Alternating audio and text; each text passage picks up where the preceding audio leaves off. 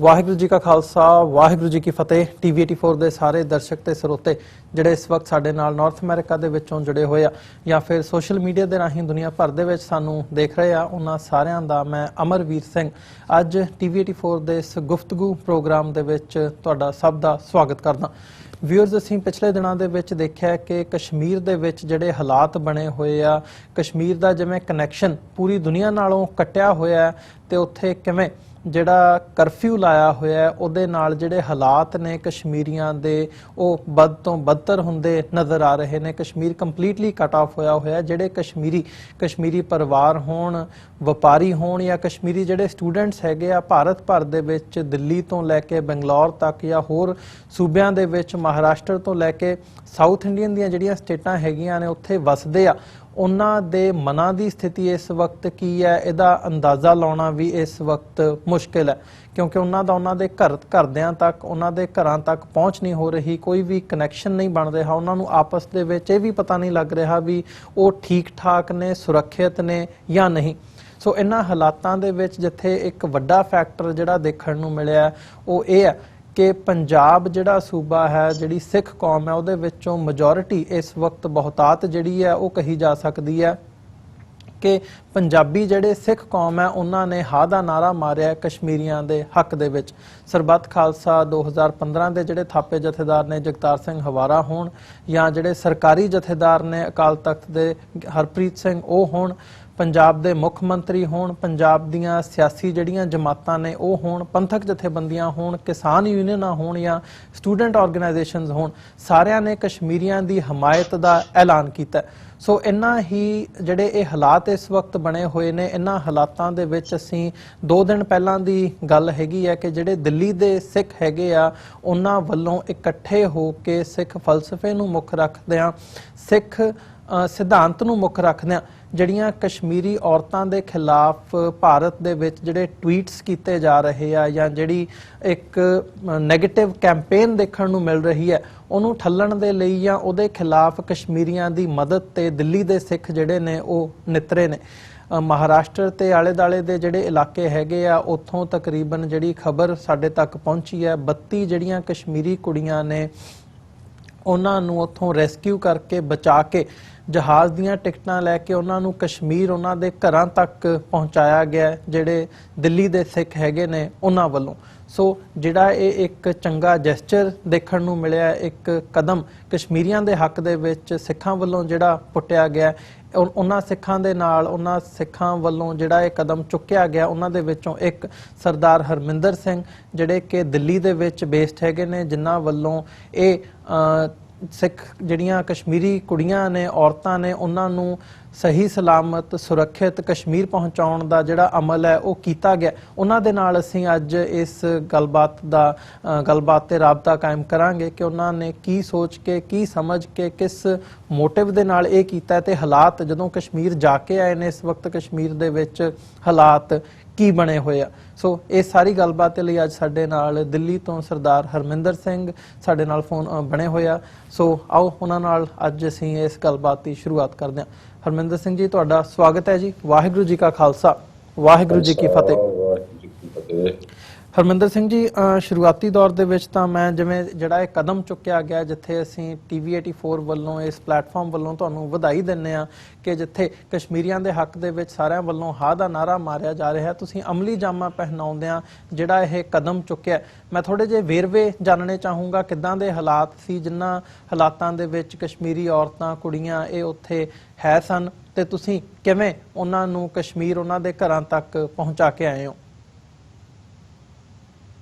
ਦੇਖੋ ਜੀ, ਇਸ ਐਤਵਾਰ ਨੂੰ ਮੈਂ ਇੱਕ ਫੇਸਬੁੱਕ ਤੇ ਲਾਈਵ ਕੀਤਾ ਸੀਗਾ ਜਿਹਦੇ ਵਿੱਚ ਮੈਂ ਅਪੀਲ ਕੀਤੀ ਸੀਗੀ ਸਾਰੇ ਕਸ਼ਮੀਰੀਆਂ ਨੂੰ ਜਿਹੜੇ ਕਿ ਕਸ਼ਮੀਰ ਤੋਂ ਬਾਹਰ ਭਾਰਤ ਦੇ ਵੱਖ-ਵੱਖ ਸੂਬਿਆਂ ਦੇ ਵਿੱਚ ਰਹਿ ਰਹੇ ਸੀਗੇ ਕਿ ਜੇ ਤੁਹਾਨੂੰ ਕਿਤੇ ਵੀ ਇਨਸਿਕਿਉਰਿਟੀ ਫੀਲ ਹੁੰਦੀ ਹੈ ਜਾਂ ਤੁਹਾਨੂੰ ਲੱਗਦਾ ਤੁਹਾਡੇ ਨਾਲ ਧੱਕਾ ਹੋ ਰਿਹਾ ਜਾਂ ਹੋ ਸਕਦਾ ਹੈ ਤੇ ਤੁਸੀਂ ਇਮੀਡੀਏਟਲੀ ਜਿਹੜਾ ਹੈਗਾ ਆਪਣੇ ਨੀਅਰੈਸਟ ਜਿਹੜਾ ਵੀ ਤੁਹਾਡੇ ਗੁਰੂ ਘਰ ਪੈਂਦਾ ਹੈਗਾ ਉੱਥੇ ਜਾਓ। ਉੱਥੇ ਤੁਹਾਨੂੰ ਫੂਡ, ਸਿਕਿਉਰਿਟੀ ਤੇ ਸ਼ੈਲਟਰ ਤਿੰਨੋਂ ਚੀਜ਼ਾਂ ਮਿਲਣਗੀਆਂ ਜੀ। ਔਰ ਜੇ ਇਹ ਜੀ ਤੁਸੀਂ ਕਿਤੇ ਵੀ ਹੋਵੋ ਜਿੱਥੇ ਤੁਸੀਂ ਨਹੀਂ ਪਹੁੰਚ ਪਾ ਰਹੇ ਜਾਂ ਤੁਹਾਨੂੰ ਜਿੱਥੇ ਵੀ ਤੁਸੀਂ ਹੈਗੇ ਬਾਹਰ ਨਿਕਲਣ ਦਾ ਡਰ ਲੱਗਦਾ ਤੇ ਆ ਮੇਰਾ ਨੰਬਰ ਹੈਗਾ, ਇਸ ਨੰਬਰ ਤੇ ਕਾਲ ਕਰੋ ਔਰ ਤਾਂ ਕਿ ਅਸੀਂ ਜਿੱਥੇ ਵੀ ਤੁਸੀਂ ਹੋਵੋਗੇ ਅਸੀਂ ਤੁਹਾਨੂੰ ਉੱਥੇ ਸਿੰਘ ਪਹੁੰਚਣਗੇ ਤੇ ਤੁਹਾਡੀ ਮਦਦ ਕਰਨਗੇ ਜੀ ਤੇ ਇਹ ਮੈਂ ਅਪੀਲ ਐਤਵਾਰ ਰਾਤੀ 2:30 ਵਜੇ ਮੈਂ ਕੀਤੀ ਸੀਗੀ ਫੇਸਬੁੱਕ ਰਾਹੀਂ ਤੇ ਉਹ ਮੇਰੀ ਵੀਡੀਓ ਜਿਹੜੀ ਸੀਗੀ ਕਾਫੀ ਵਾਇਰਲ ਹੋ ਗਈ ਸੀਗੀ ਸਾਰੇ ਸੋਸ਼ਲ ਮੀਡੀਆ ਗਰੁੱਪਾਂ ਤੇ ਜੀ ਇਹ ਜਿਹੜੀਆਂ ਭੈਣਾਂ ਸੀਗੀਆਂ 32 ਦੇ ਕਰੀਬ ਧੀਆਂ ਸੀਗੀਆਂ ਇਹਨਾਂ ਦੀ ਉਮਰ 16 17 18 19 20 21 ਤੇ 22 ਇਹ ਸਿਰਫ ਮਤਲਬ 16 ਤੋਂ ਲੈ ਕੇ 22 ਤੱਕ ਉਮਰ ਦੀ ਇਹ ਕੁੜੀਆਂ ਸੀਗੀਆਂ ਇਹ ਉੱਥੋਂ ਦੀ ਇੱਕ ਨਰਸਿੰਗ ਦਾ ਕੋਰਸ ਕਰਨ ਵਾਸਤੇ ਆਈਆਂ ਸੀਗੀਆਂ ਇੱਥੇ ਤੇ ਸਾਰੀ ਅੰਡਰ ਪ੍ਰਿਵਿਲੇਜ ਫੈਮਿਲੀਜ਼ ਤੋਂ ਸੀਗੀਆਂ ਜੀ ਤੇ ਹਲੇ ਇਹਨਾਂ ਨੂੰ ਜ਼ਿੰਦਗੀ 'ਚ ਪਹਿਲੀ ਵਾਰ ਕਸ਼ਮੀਰ 'ਚੋਂ ਬਾਹਰ ਨਿਕਲੀਆਂ ਸੀਗੀਆਂ ਇਸ ਤੋਂ ਪਹਿਲੇ ਅੱਜ ਤੱਕ ਇਹ ਕਦੇ ਕਸ਼ਮੀਰ ਤੋਂ ਬਾਹਰ ਨਹੀਂ ਨਿਕਲੀਆਂ ਸੀਗੀਆਂ ਔਰ ਇਹ ਬਹੁਤ ਹੀ ਅੰਦਰ ਜਿਹੜੇ ਰਿਮੋਟ ਏਰੀਆਜ਼ ਹੈਗੇ ਆ ਡੀਪਲੀ ਰਿਮੋਟ ਏਰੀਆ ਜਿਹੜੇ ਕਸ਼ਮੀਰ ਦੇ ਹੈਗੇ ਆ ਇਹ ਉਹਨਾਂ ਗਰੀਬ ਪਰਿਵਾਰਾਂ ਦੀਆਂ ਕੁੜੀਆਂ ਸੀਗੀਆਂ ਤੇ ਜਦ ਸੋਮਵਾਰ ਨੂੰ 370 ਜਦੋਂ ਹਟੀ ਹੈ ਤੇ ਜੋ ਮਾਹੌਲ ਬਣਿਆ ਪੂਰੇ ਦੇਸ਼ ਦੇ ਅੰਦਰ ਜਿਸ ਤਰੀਕੇ ਦੇ ਨਾਲ ਸੋਸ਼ਲ ਮੀਡੀਆ ਰਾਹੀਂ ਔਰ ਟੀਵੀ ਚੈਨਲਾਂ ਰਾਹੀਂ ਟ੍ਰੋਲਿੰਗ ਕੀਤੀ ਗਈ ਕਸ਼ਮੀਰੀ ਕੁੜੀਆਂ ਦੀ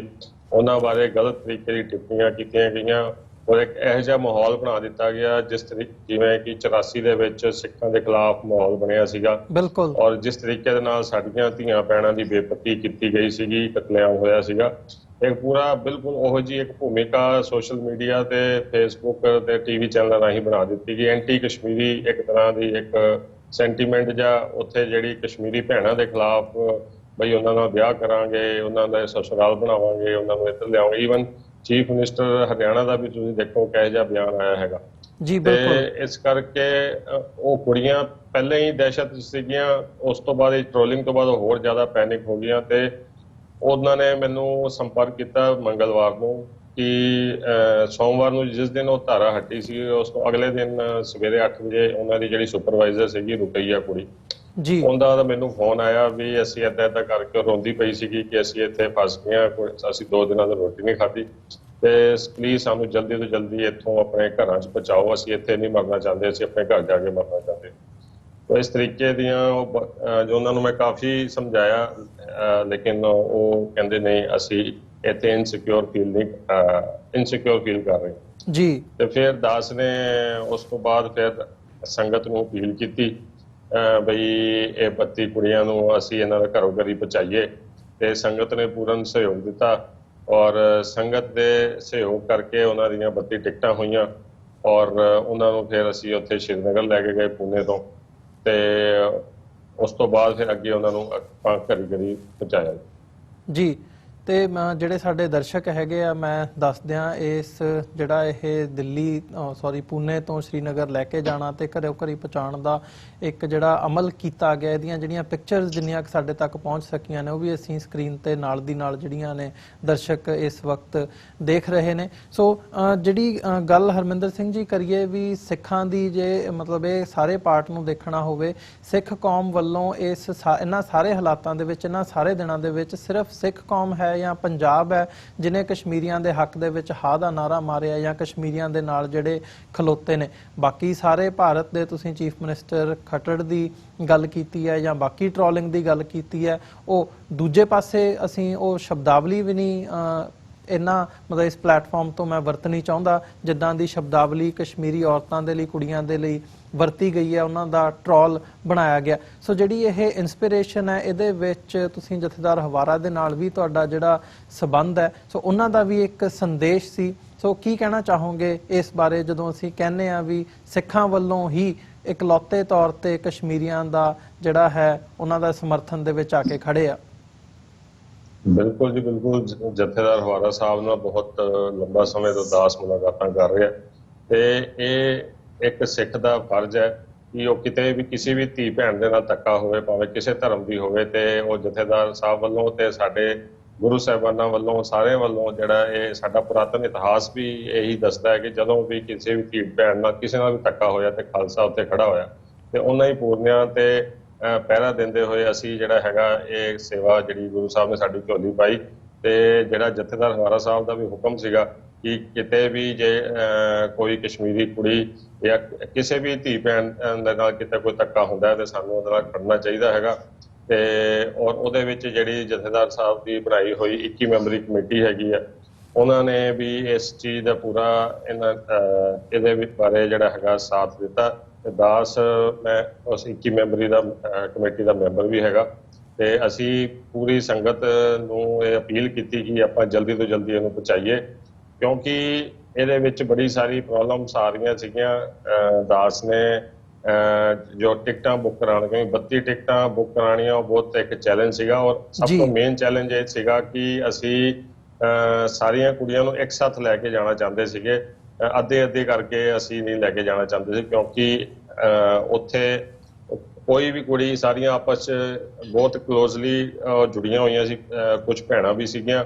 ਉਹ ਮਤਲਬ ਅੱਗੇ ਪਿੱਛੇ ਇੱਕ ਦੂਸਰੇ ਦਾ ਬਿਲਕੁਲ ਵੀ ਸਾਥ ਨਹੀਂ ਛੱਡਣਾ ਚਾਹੁੰਦੀ ਸੀ। ਦੂਜੀ ਮੈਂ ਇੱਕ ਇੰਪੋਰਟੈਂਟ ਗੱਲ ਮੈਂ ਦੱਸਣਾ ਚਾਹਾਂਗਾ। ਜਦੋਂ ਮੇਰੇ ਕੋਲ ਫੋਨ ਆਇਆ ਤੇ ਮੈਂ ਉਹਨਾਂ ਨੂੰ ਕਿਹਾ ਵੀ ਅਸੀਂ ਤੁਹਾਨੂੰ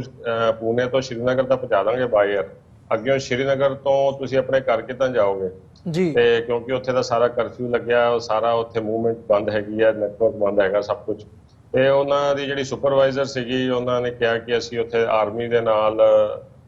ਮੈਂ ਜਾਣਦੀ ਹੈਗੀ ਉਹਨਾਂ ਦੇ ਕਮਾਂਡਿੰਗ ਅਫਸਰ ਨੂੰ, ਤੇ ਮੈਂ ਉਹਨਾਂ ਦੇ ਨਾਲ ਰਾਬਤਾ ਕਰਕੇ ਤੇ ਕਰ ਲਾਂਗੀ, ਤੇ ਉਹ ਸਾਨੂੰ ਅੱਗੇ ਜਾਣ 'ਚ ਹੈਲਪ ਕਰਨਗੇ ਜੀ। ਤੇ ਫਿਰ ਮੈਂ ਕਿਹਾ ਜਦ ਤੁਹਾਡਾ ਉਹਨਾਂ ਆਰਮੀ ਵਾਲਿਆਂ ਦੇ ਨਾਲ ਰਾਬਤਾ ਹੈਗਾ ਹੀ ਹੈ, ਤੇ ਫਿਰ ਅਸੀਂ ਤੁਹਾਡੀਆਂ ਟਿਕਟਾਂ ਕਰਾ ਦਿੰਦੇ ਹਾਂ ਤੇ ਤੁਸੀਂ ਆਪਣੇ ਆਪ ਚਲੇ ਜਾਇਓ। ਤੇ ਉਹਨਾਂ ਨੇ ਇਹ ਕਿਹਾ ਕਿ ਅਸੀਂ ਆਰਮੀ ਵਾਲਿਆਂ ਤੇ ਕੋਈ ਵੀ ਕਸ਼ਮੀਰੀ ਬਿਲਕੁਲ ਭਰੋਸਾ ਨਹੀਂ ਕਰਦਾ, ਤੇ ਸਾਨੂੰ ਤੁਹਾਡੇ ਸਿੱਖ ਕੌਮ ਤੇ ਦਸਤਾਰ ਤੇ ਸਾਨੂੰ ਭਰੋਸਾ ਹੈਗਾ, ਤੁਸੀਂ ਸਾਨੂੰ ਨਾਲ ਜਾਣਾ ਹੈਗਾ। ਅਸੀਂ ਪਹਿਲੇ ਉਹਨਾਂ ਨੂੰ, ਕਿਉਂਕਿ ਆਰਮੀ ਉੱਥੇ ਸੀਗੀ ਔਰ ਉਹਨਾਂ ਦਾ ਆਰਮੀ ਦੇ ਨਾਲ ਗੱਲਬਾਤ ਵੀ ਸੀਗੀ, ਜਿਹੜੀ ਉਹਨਾਂ ਦੀ ਸੁਪਰਵਾਈਜ਼ਰ ਸੀਗੀ, ਕਿਉਂਕਿ ਉਹ ਪਹਿਲੇ ਐਮਨੈਸਟੀ ਇੰਟਰਨੈਸ਼ਨਲ 'ਚ ਜੌਬ ਕਰਦੀ ਸੀਗੀ, ਇਸ ਕਰਕੇ ਉੱਥੇ ਦੀ ਲੋਕਲ ਐਡਮਿਨਿਸਟ੍ਰੇਸ਼ਨ ਦੇ ਨਾਲ ਉਹਦੀ ਜਾਣਕਾਰੀ ਸੀਗੀ। ਲੇਕਿਨ ਉਹਨਾਂ ਦਾ ਇਹ ਕਹਿਣਾ ਸੀਗਾ ਕਿ ਕੋਈ ਵੀ ਕਸ਼ਮੀਰੀ ਜਿਹੜਾ ਹੈਗਾ ਆਰਮੀ ਤੇ ਭਰੋਸਾ ਨਹੀਂ ਕਰਦਾ, ਤੇ ਇਸ ਕਰਕੇ ਸਾਨੂੰ ਤੁਹਾਡੇ ਤੇ ਭਰੋਸਾ, ਤੁਸੀਂ ਜਿਹੜਾ ਸਾਨੂੰ ਘਰੋਂ ਕਰੀਬ ਪਹੁੰਚਾਉਣ ਦੇ ਵਿੱਚ ਜਿਹੜਾ ਤੁਸੀਂ ਸਾਨੂੰ ਘਰ ਛੱਡ ਕੇ ਆਉਣਾ। ਫਿਰ ਮੈਂ ਸੋਚਿਆ ਵੀ ਇਹ ਹੁਣ ਜਿਹੜੀ ਸੇਵਾ ਹੈ ਸਿੱਖ ਕੌਮ ਦੀ ਝੋਲੀ ਪਈ ਹੈਗੀ ਆ, ਤੇ ਜਦੋਂ ਆਪ ਚੱਲ ਕੇ ਸਾਡੇ ਕੋਲ ਆਈਆਂ ਤੇ ਔਰ ਆਪਣਾ ਜੋ ਉਹਨਾਂ ਨੇ ਕੰਡੀਸ਼ਨ ਦੱਸੀ ਹੈ, ਤੇ ਫਿਰ ਖਾਲਸੇ ਦਾ ਫਰਜ਼ ਹੋ ਜਾਂਦਾ ਕਿ ਜੇ ਤੁਹਾਡੇ ਕੋਲ ਕੋਈ ਚੱਲ ਕੇ ਆਏ ਤੇ ਫਿਰ ਸਾਨੂੰ ਜਿਹੜਾ ਹੈਗਾ ਉਹਨਾਂ ਨਾਲ ਖੜਨਾ ਚਾਹੀਦਾ। ਤੇ ਫਿਰ ਅਸੀਂ 3 ਸਿੰਘ ਦਿੱਲੀ ਤੋਂ ਅਸੀਂ ਆਪਣੀਆਂ ਟਿਕਟਾਂ ਬੁੱਕ ਕਰਾਈਆਂ ਉਹਨਾਂ ਦੇ ਨਾਲ ਹੀ,